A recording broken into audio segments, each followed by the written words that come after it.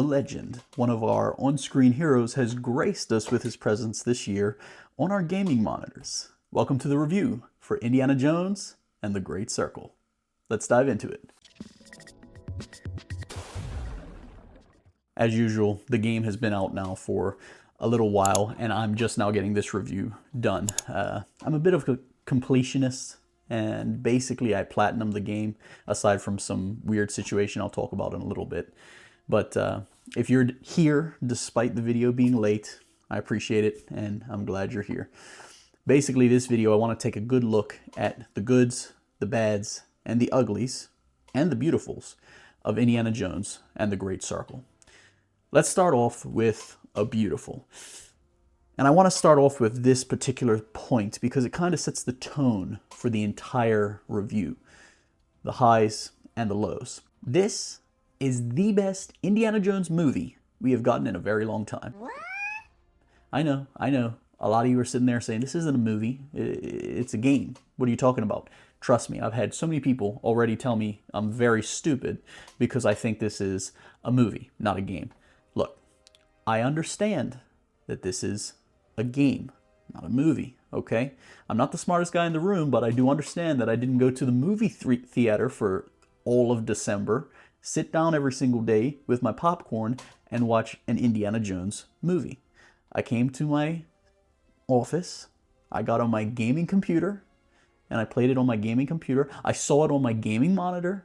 I moved my character with my gaming mouse, and I interacted with the environment on my gaming keyboard. Okay, I understand that this is a game. So then what do I mean when I say this is the best Indiana Jones movie that we've gotten? Well, for one thing, many games focus on gameplay before all else, and everything else is built on that. That's not exactly how I want to put this. Let me put it this way. Many games set the playing experience as the foundation of their game. And that makes sense. It's a game. That makes perfect sense.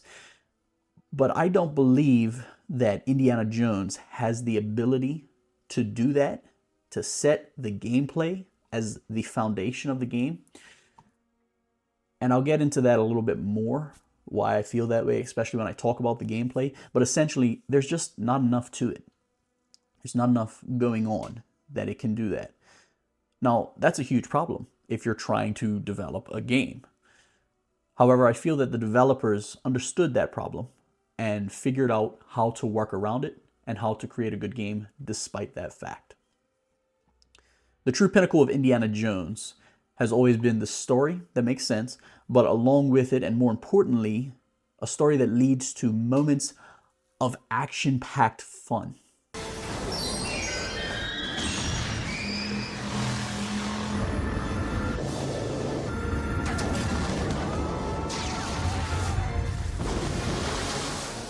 If you ask people what's their favorite Indiana Jones moment, they might say the Rolling Stone scene in the temple in Raiders of the Lost Ark, or the airfield scene in that same movie, the mine scene, or the rope bridge scene in Temple of Doom, the sidecar chase scene with Indiana's father, or the tank chase scene in Last Crusaders. These are the moments where Indiana Jones is at its finest. And it's more important for that to translate over to the game than for focus to be on gameplay with his revolver. And that's what they accomplish perfectly in this game. Instead of setting gameplay as the foundation of this game, they set epic action-filled moments and an overall cinematic feel as the foundation of this game. And then they built everything else around that. There's so many moments throughout the game that are epic moments that make you feel like you're sitting in the movie theater, you know, just watching it on the big screen, even though you're still controlling the player yourself. Importantly, in a lot of these moments, the camera will cut out from first-person point of view to third-person point of view, so that you can, you know, climb up or jump around or pull your revolver out and run and gun. It also gives you multiple QuickTime events that you're able to utilize to make it feel even more interactive. The style of the game is clearly designed to make you feel like you're stepping into an Indiana Jones movie. from meeting up with friends all around the globe to the cutscenes playing out more like a movie scene than a game cutscene, if that makes sense. You know, instead of just focusing on what the characters have to say and do and then getting back to the action, they focus on what the characters say and do, but they also focus on things like the environment and props that are in the area and other things that you should pay attention to. And it's all happening while the music is swelling and the theme is going. And so it really adds to that feeling of it being a movie. First-person fights as well. The iconic punching noise that you hear in movies, especially in Indiana Jones. The ability to pull your revolver out when there's a fight that you just don't want to deal with. Does that sound familiar? Also, Indiana Jones' bullwhip crack. The crack noise of his bullwhip is just so powerful. Makes you want to duck every time you hear it. They have absolutely nailed the cinematic feel of this game. Everything else in the game is then built on that cinematic foundation. So with that in mind, let's now break down the game into multiple categories. First, the game runs well. Playing this game, I didn't encounter any crashes. That's the first time in a long time that I've played a game and not had any crashes through my playthrough. So that was refreshing, very refreshing, especially for being a Bethesda game. I play, as I've mentioned before, on very high settings. I don't play on Ultra just because of the computer that I have, but on very high settings, the game looks beautiful. From people that I know who play on Ultra, they say the game looks phenomenal. So the game peak quality when it comes to graphics and visual. Now, there is one thing that I'd recommend noting, and that's you have to have a graphics card that has hardware support for ray tracing. If you don't have a graphics card that can handle ray tracing, the game won't even open for you. Okay, this is one of the main things I saw online that everyone was saying, because you should know that before you purchase the game. It will not even open. There's nothing that you can do if you don't have a graphic card with ray tracing support. So keep that in mind. And then also I ran into a few bugs, but nothing game breaking. I'll get into that when I talk about bugs in a little bit, but mainly it was just little annoying things. Nothing that completely stopped my progression from the game. So that's pretty awesome. Second, the game looks excellent. You're in a lot of different locations and biomes in this game, naturally. Indiana Jones movies, they tend to travel all over the place. The game follows that same blueprint. You're going to be dealing with jungles and rivers and waterways and a few famous cities, and you'll also be in desert areas that are filled with sand, snow-filled mountains. You're going to be all over in this game, and it all looks beautiful and realistic. You'll also be exploring catacombs, underground tunnels and caverns, temples, tombs, all sorts of different areas that you'll be exploring as well. Now, normally in this section, I kind of just hit a few things and then skim over and move on, because for the majority of people, if a game's graphics are good, we're happy. And then going from good to great is diminishing returns. It's not a huge difference. You can definitely tell the difference, but it's not a huge difference. And the majority of people are happy with the graphics just looking good. But for those of you who want the best graphics, you have the most powerhouse computer that you can find, because you want to be able to pull every single frame out of the game. You want to be able to have the highest quality resolution.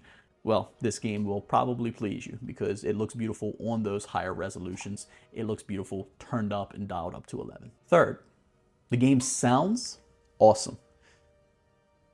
I kind of mentioned it earlier, but the punching noise. Let's just start there. Everyone's talking about it. Oh my goodness, it's so juicy, and it sounds strong, and it hits nice, and it feels good to the ear, and it's just like, this is iconic when it comes to sound.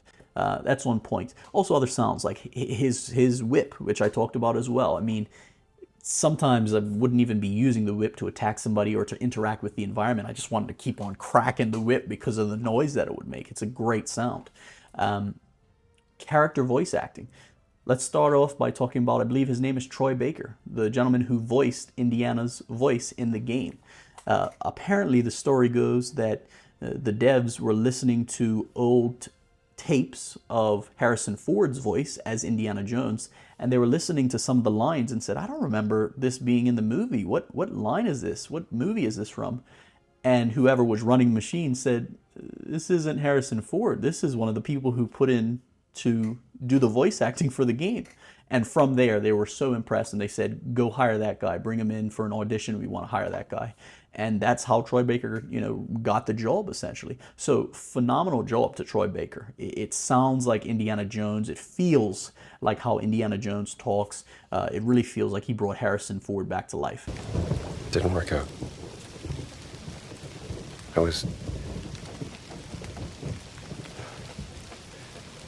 She said I was too busy chasing the past. Didn't make good on my promises. Fixing the porch. Fancy dinners. We even got to see Harrison Ford's take on the matter at the Game Awards, the 2024 Game Awards, which was pretty funny. I think this guy did a great job. If I'd known he was so good, I would have done it myself. So great job to Troy Baker. But also great job to all the other character voice actors as well. The main characters and also the background characters, the crowd characters. You're dealing with different languages in this game. I mean, some obviously American, also European, there's some Arabic, there's some Asian. I mean, let me tell you, the Italian voices, phenomenal. I know, I've been to Italy. Let me tell you, I have been to Italy, and the Italian voices are on point. And then, of course, do I even have to say it? The music.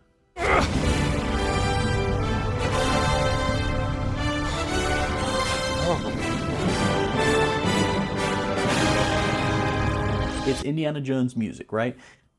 Great job. Shout out to John Williams, who initially created this music for Indiana Jones. It's one of his most iconic sounds for a soundtrack, along with Star Wars and Lion King and Superman. And okay, he has a lot of iconic soundtracks, but it is definitely one of the most iconic soundtracks. As soon as you hear those first four notes, dun dun dun dun, you know what you're in for. You know what's about to come next, and you're humming right along. Absolutely awesome on the music. Now, one thing I will point out, I felt that the theme, as awesome as it is, was used a little too much in the game. That's something I've always thought about the movies, is that they really managed using the theme and then also deciding when to not use music, and then also deciding when to use a different part of the theme that's less known. They always juggled that very well. In the game, I felt like that was a bit of a struggle. It sounded like the theme was constantly heard. Or not constantly, but more often heard than it should have been. Now, I'm pretty sure this just comes down to the fact that you're talking about a 2-hour movie having to use that theme versus, roughly a 12 to 15 hour, if you were to move through the story very quickly, game using that theme. So it's understandable that that theme gets used more, or feels like it's used more often, because this soundtrack wasn't originally made for a 12-hour game. So I'll give them that, but that is something that I noticed as well.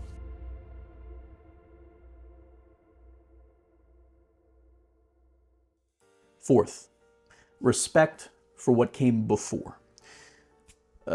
In recent years, and by recent years I mean probably past 10 years, even 15 years even, a lot of our favorite heroes, a lot of our favorite IPs have been impacted negatively in some of the ways that they've been dealt with by different companies that have taken over, or just new groups of people who are now working on projects.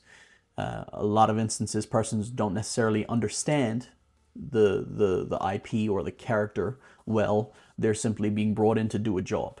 And that has impacted a lot of characters that we love negatively. Some that come to mind are ones like Luke Skywalker, the Master Chief, and that's just a few characters. You think of Star Wars and Lord of the Rings and Halo, like I mentioned, but then so many other IPs as well that people feel the heart has been taken out of, and the characters have even been reduced, minimalized, and they've not been as heroic as they should be.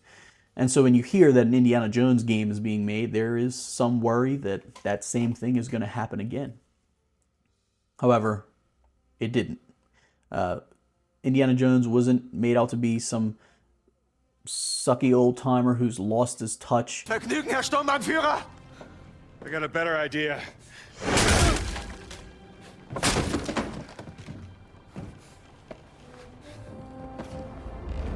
He wasn't made to be upstaged by some new character.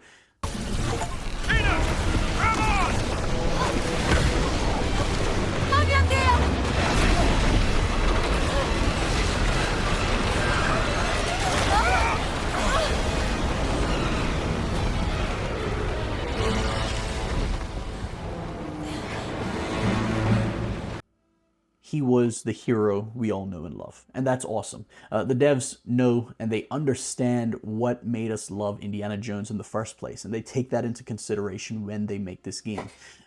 They've made sure to follow that blueprint that has always worked for Indiana Jones as closely as possible, while bringing in, new interesting things at the same time. The style is so Indiana Jones. I mean, from flying around the globe and meeting up with friends all over the place, to traveling the scene. The traveling scenes even go from point A to point B. It zooms in on a map that's in the room, and you see the little red line go across the map, and you're following it, and in the background you see a plane flying, and then a boat, and then they're walking. It feels so Indiana Jones-like. The devs really looked to pay homage to the characters and the movies that came before, instead of coming into something that was already in existence and saying, oh, I want to do things my way, I want to do this, but I'm going to overlay it on Indiana Jones. They came in and said, this is what Indiana Jones is, and we have to try and be true to that. What we set out to do was never to reinvent Harrison Ford, not to go with likeness. That was never a thing. We absolutely need the likeness. We want to hit the voice, his body gestures, his facial animation, how he moves his face and everything. So very early on, there were, of course, casting sessions, and then Troy Baker was in there, and he just, knocked the competition out in terms of delivering the test lines with the voice. Actually, first time I heard the test lines, I thought it were the reference lines. And I was like, okay, cool, now I want to hear Troy. And it's like, no, that was Troy. Like, are you kidding me? So that was, really cool experience. And then it's not only him doing the voice. He's spent countless of hours in a motion capture suit. I feel sorry for him sometimes that he's been in this tight pajamas for so many hours, acting out the body language and the gestures of Harrison Ford, because he's putting on the hat in a certain way, he's doing things constantly that kind of part of the character, but also down to how he moves his face and smirks and blinks. And we fans are always going to appreciate it when the devs put care and effort into creating a faithful rendition or adaptation of something that we love. And it's very clear to see what they were aiming to do here, and that's what they did. Fifth, pacing. There were times that the game felt like it lulled. And I actually started to feel a little bit bored. Now, this is normally when I was working on side objectives. And I will say, like I said at the beginning, I was working to 100% the game. So this might not apply if you just follow the main mission all the way through. But I think that it happened because the game, as I mentioned at the forefront, is built like a movie. So a lot of the locations and the events that are in the game are heavily tied to the pacing of the game itself. So And like I said, this is mainly when I was doing side objectives that I noticed this, but there would be times when you feel like you've just been in an area for a really, really long time and nothing substantial has happened. It's possible if you had just focused on those main missions, it would have flowed much better. But when you're playing it like a game as a completionist, as I am, that kind of happened. And then there were other times when it felt like you were in an area for such a short period of time. And aside from maybe picking up a paper or a document or a small item here or there wasn't really much else to do in those areas. The only reason we were really there was kind of to drive the plot forward. It acted more like a cutscene location instead of a gameplay location, if that makes sense. So things felt oddly paced at times. Like I said, I think that's just a part of trying to adapt Indiana Jones into a game, but at the same time, it is the developer's responsibility to make that adaptation successful. And I feel they did that to a good degree. I think they made it successful, but this is just something that they needed to work a little bit more on and to hone in. Maybe providing more cutscenes in the side missions that would make it feel like substantial things were still happening could have helped. But in any case, it was still okay, but it was definitely something that they had to work on a little bit more, in my opinion. Another thing that I feel they could have done better was the ending. Honestly, the ending felt a little lackluster to me, and it's not what happened that I found lackluster. I quite enjoyed the ending, which I'll get more into detail on when we come to the story. But I was happy with those answers and to the mystery that we got, and I was happy with what it all ended up being about. The issue was that the reveal happened, and then soon after that, the game ended.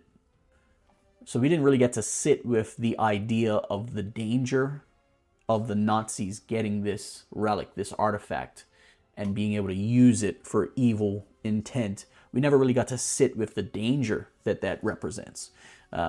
So an example would be, let's look back at Raiders of the Lost Ark. The Nazis get the Ark, and then they had to like travel to a place before they were going to use it.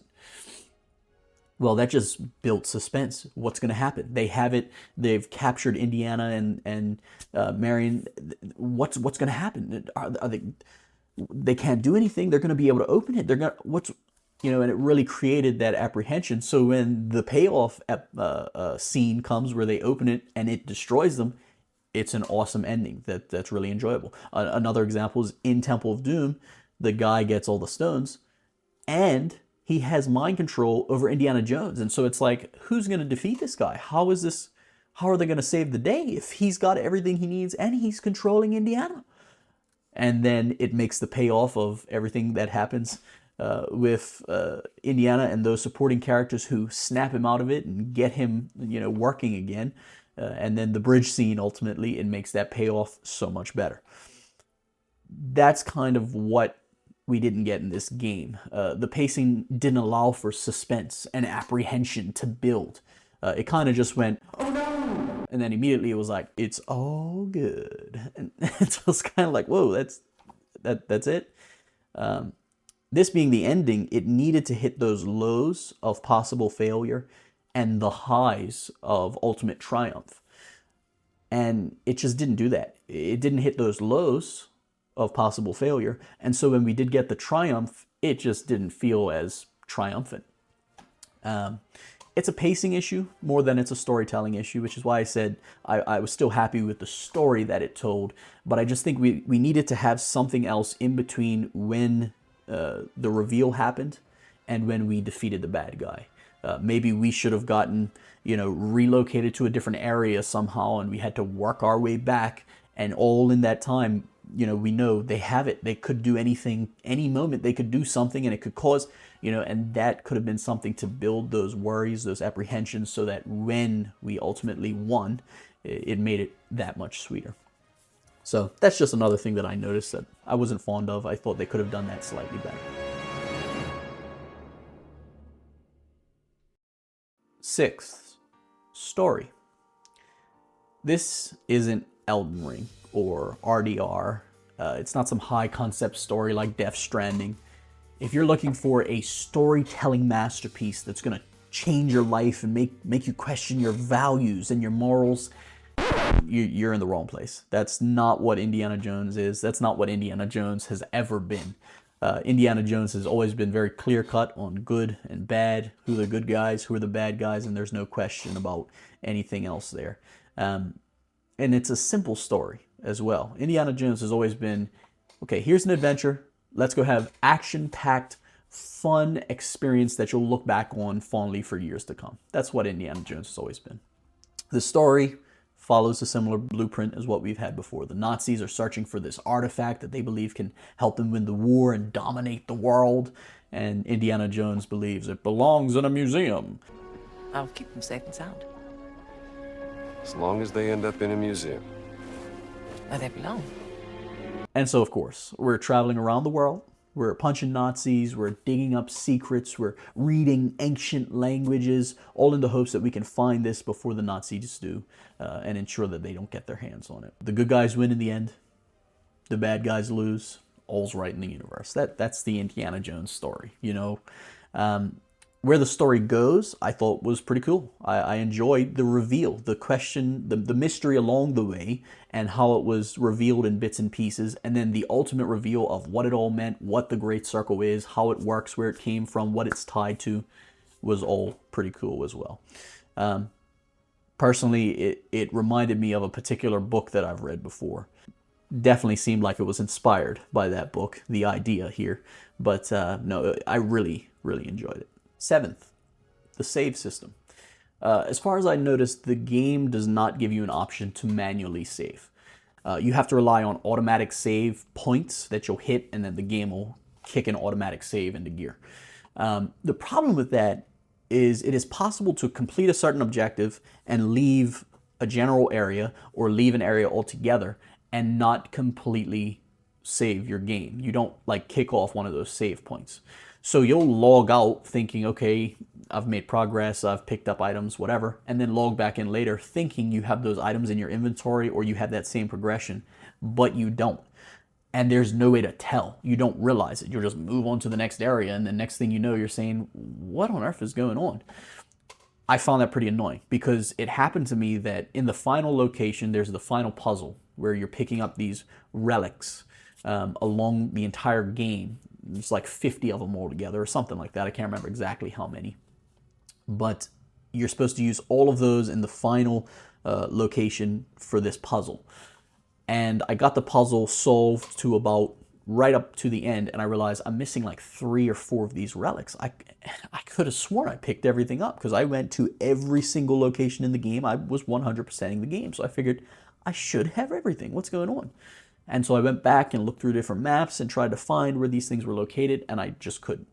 Come to find out that this save system thing was an issue, and it seemed like that's what was happening. So then I pulled up older maps, or not older maps, excuse me, the in-depth maps for like underground and different things like that, and tried to find, and I was able to find a few here and there, but ultimately I wasn't able to find all of them. I don't know if it had glitched out or if it just wasn't showing on the map where the final 1 or 2 was, but ultimately I wasn't able to fully 100% this game because of that fact, and that is going to be so irritating to me for the rest of my life. You know, I'm going to be 70, 80 years old, and I'm going to be like, remember that time you played Indiana Jones and you didn't finish it, Mr. 99%? and it's just going to haunt me for the rest of my life. But ultimately, I had to like look up online what's this unlock, because I can't unlock it. I can't find this final thing, and I'm kind of glad that I didn't go back and spend hours looking for this final thing for the unlock that it does, because it's not the biggest thing that you get out of it. But still, I would have liked to completed that game 100%. Reminds me, the last game I had something like that was Assassin's Creed Black Flag. You used to be able to open chests. That's the pirate one. You used to be able to open up chests that you'll find in the world. And there was this one chest on this little patch of sand. It was almost, and it was right up against like a cliff for a landmass. and just no matter how you position your body, I just couldn't get the prompt to open the chest. So I had done everything else in that game except that one chest, and that still bugs me to this day, which is how I know that this is going to bug me for years to come as well. So, but not the biggest deal, just a bit of an annoyance on that save system. I wish it had been done a bit better, or at least given us the option for manual saves. 8th, Bethesda bugs. As you know, this game is in part produced by Bethesda, and they have a bit of a reputation for putting out some buggy games sometimes. Surprisingly, this game was very light on bugs. As I mentioned earlier, there were only a few bugs that I ran into, none of which were game-breaking, none of which destroyed my progression. The save system issue wasn't really a bug, it was just the way that the save system worked caused problems. But as far as bugs, there was nothing that damaged my progression. One of the first things I noticed was I was getting stuck on invisible objects. It wasn't constant, but it was happening. There was one instance where I was trying to walk between like a post and some boxes, and it looked like, okay, there's plenty of space to get in between here, and you're trying to get in between there and turn sideways, and there's no way you can get through it. Not the biggest deal, but if you're running from 5 guys who are trying to beat you up, you know, you don't have time to worry and try and figure out how do I get past and have to go around. You want to be able to get out of there as fast as possible. So that was a little annoying. The next thing that happened as well, same invisible objects, was I just ran into something randomly, and it was like boxes to the side, and right here where it was clear and open, there was nothing else. It was just something there, and I couldn't move forward. And as soon as I pressed the jump button, my character vaulted over. So that was one thing that I noticed, and I noticed it in different locations throughout the game. The next bug that I ran into was on the map, the documents and photos icons not going away when I had completed the pickup of documents or completed taking a photo. Instead, it just stayed on there, and I'd come back and, you know, I might have left the area, and I'll come all the way back to that area and be like, what? Why isn't it giving me a prompt to take a photo? Because when you go to take a photo, it gives you the white corners on your screen, and that means, okay, you're good. This is a good angle. You can take the photo, and it wouldn't give me the prompt.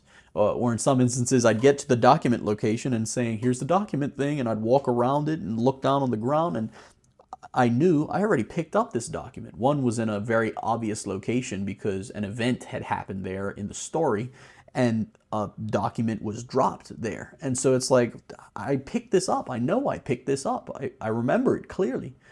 So that was a little annoying because it had me running over the map for no reason.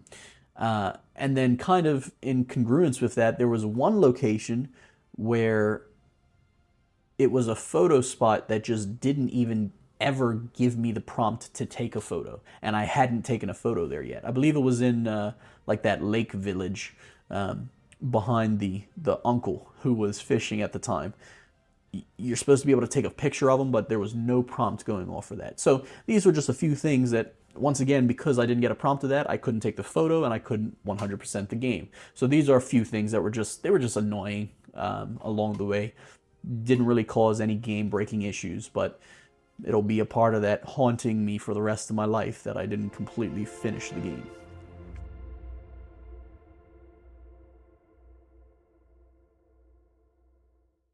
Ninth, gameplay. The gameplay is simple, very simple. When I first heard that an Indiana Jones game was coming out and that its main form of combat was going to be first-person, hand-to-hand, I wasn't quite sold. I was kind of, I don't know if that's gonna work. That just doesn't, it didn't sell me on the game. And on top of that, an Indiana Jones game is a difficult gaming experience to create. There's not a lot of deep gameplay that you can add to an Indiana Jones game without drastically changing the game from feeling like an Indiana Jones experience to feeling like something completely different. The core tenets of an Indiana Jones game are things like him using his whip to both attack but also to swing from and interact with the environment. But you can't really build a whole game on that for gameplay. Him using his revolver when he needs to run and gun with. But Indiana Jones has never been a shoot 'em up game, so you can't make that the whole focus of gameplay. Then him using his fists, getting into fist fights, which Indiana Jones does do pretty often. But the thing is, he's not normally looking to get into fights. He does it because he has no other alternative. He'd much rather, if he could slip in, slip out, wear a disguise, and no one know he's there, that's what he'd prefer to do.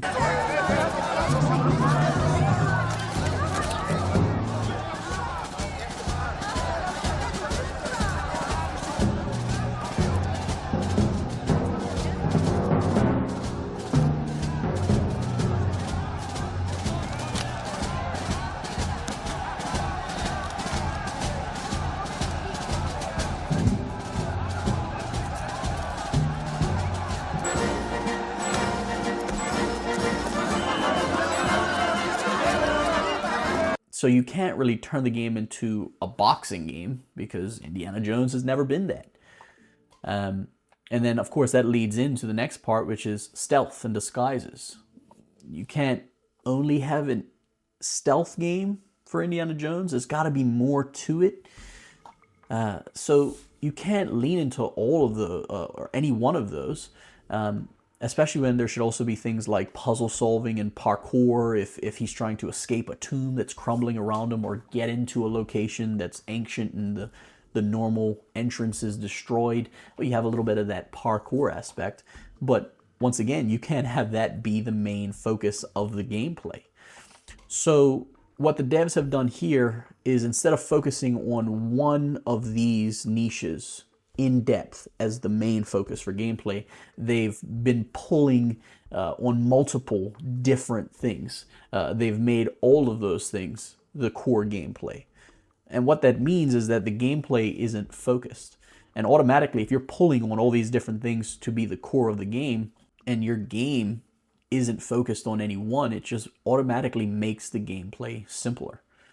Now, that doesn't automatically make the game bad, not at all. It simply means that the game has to make up for the fact that gameplay isn't the biggest and most important aspect, and it has to make up for that somewhere else. And I feel that the game does that.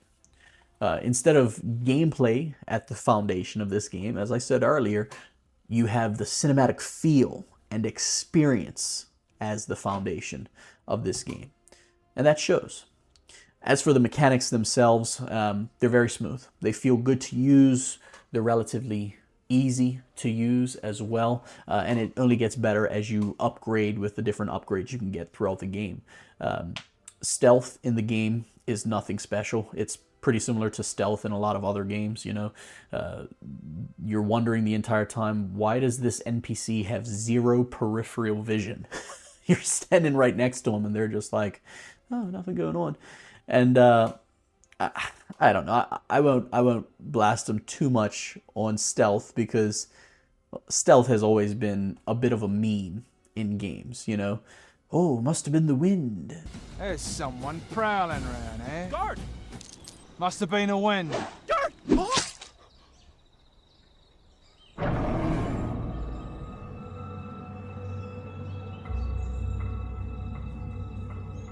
No!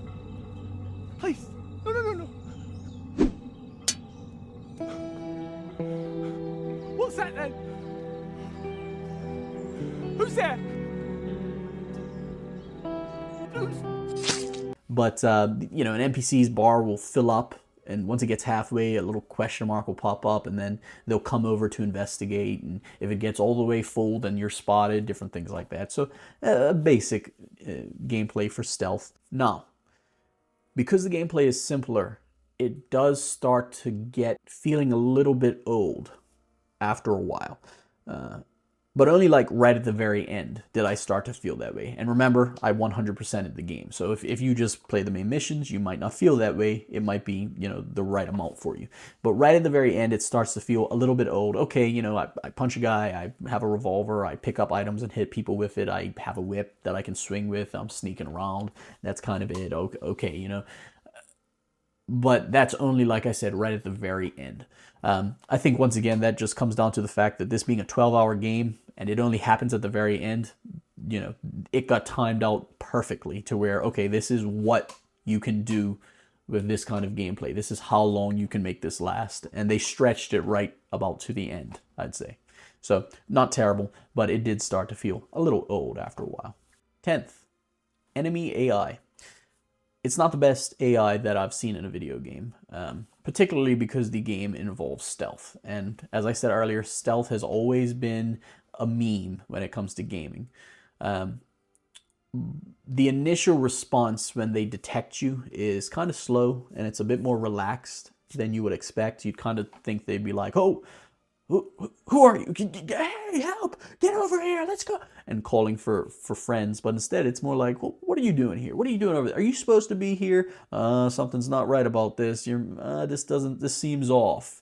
You know what? I'm gonna hit you. All right, we're fighting now. And then it gets real, and it just kind of takes a while to get there. But I will say, once they fully alert and they start calling him back up, the AI turns into the best group attack AI I've ever seen in any video game. They run at you, they surround you, and they start hitting you from every angle at the same time. There's none of this attack one at a time nonsense. It is constant, and they're trying to make you feel, essentially, the real fear that you'd feel in a 5v1 real life fight. They want to overwhelm you. And so that really impressed me. And in a lot of situations, especially later on in the game, where a lot of enemy AIs have firearm weapons, in a lot of those situations, it kind of made me decide to take the quieter, stealthier route as opposed to going in loud and strong.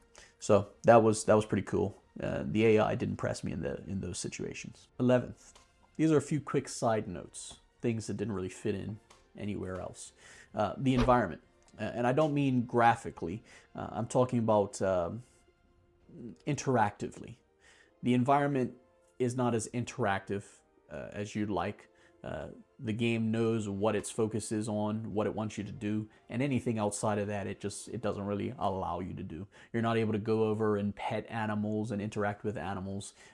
You can't create an explosion that destroys buildings or tents or anything like that. It's not a very dynamic environment. Now, I won't mark a game down for that if that's not what they're trying to build out, but it is something of note. The other thing as well was the hint system. In a lot of games where you're doing puzzles, sometimes you need hints. And a lot of games go the route of, some NPC that you're with is giving you hints. Hey, maybe you should look at that thing right there. That'll probably do it. Or, hey, maybe if we turn this, it'll get the thing working. Or that. And it can be a little heavy-handed. It can kind of break the immersion. It can be a little annoying even, where it's like, shut up. I don't want you to tell me the answer to the puzzle. A hint might be okay, but don't give me the answer. Well, I really liked how they did it in this game. In this game, they have hint photographs. So you can pull out the camera if you're working on a puzzle and you're stumped, and you can point it at the puzzle and at different parts of the puzzle and take a picture. That picture then allows for basically an inner monologue from Indiana to kick off. And that inner monologue is something very basic, very light, and it's a hint that'll get you pointed in the right direction. So you might take a picture and he says, these ancient people really like to use aqueducts in their puzzles. Maybe I should look for something with water. And then it's like, oh, okay, this is a water puzzle. I need to be figuring out a flow path, and that'll get something moving. Okay, and then you're pointed in the right direction. So I thought that was a great workaround and a great way to provide hints without it being too heavy-handed. The next thing that I wanted to talk about is pricing. This game is $70 for the base game and $100 for premium. Also, premium included like early access. So my thing is like, what is premium still available? Like, what happens if someone buys premium now? They can't get early access afterwards. Like, does the price go down by like $5 because the early access is no longer available? Like, what's the deal with that for premium? But a $70 price tag for a game is steep. It's steeper than it used to be, obviously. Get the game. This is definitely a game I'd recommend to everyone, but see if you can find it on sale first, or wait for it to go on sale. Even if it's one of the smaller sales, you know, 15, 20%, that'll bring the game down to about 55, 56 bucks before taxes, which is a better price for this game. But if you can get it on a better sale than that, by all means, you know, go for that. If you're willing to wait until the big Steam sales, then that's what I'd recommend.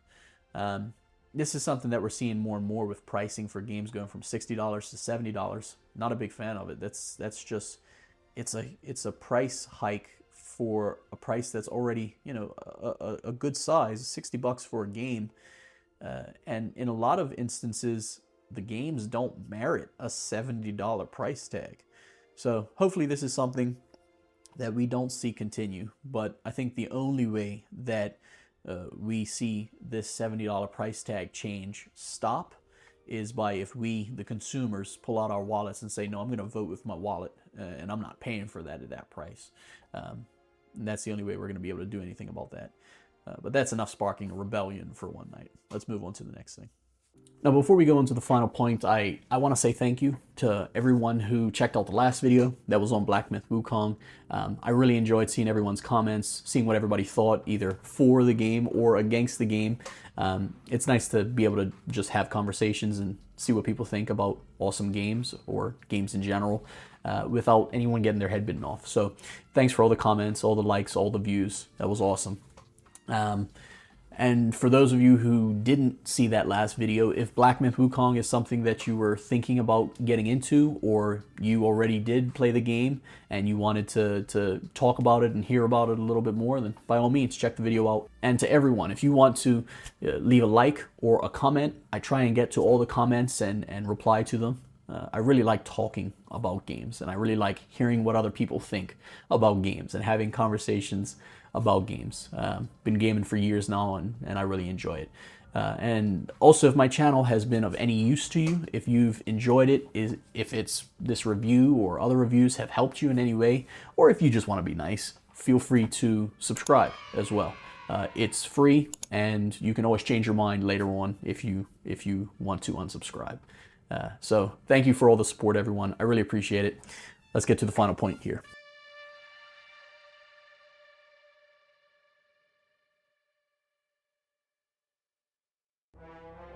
12th, overall fun.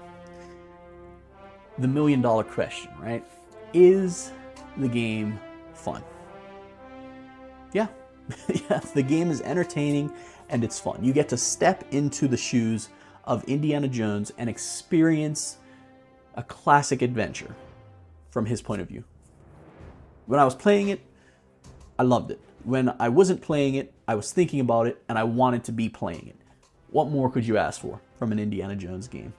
The devs obviously had a very clear vision for what they wanted this game to be, and they executed that vision rather well. The game has its good, its bads, its uglies. There are some things that the Great Circle does spectacularly, and there are some things that the Great Circle could improve on, and that could have been better.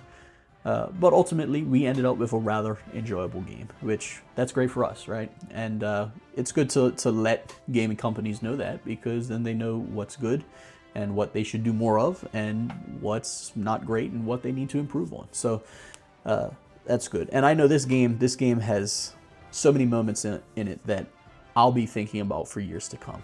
I guarantee. I'd give this game a solid 6 out of 10.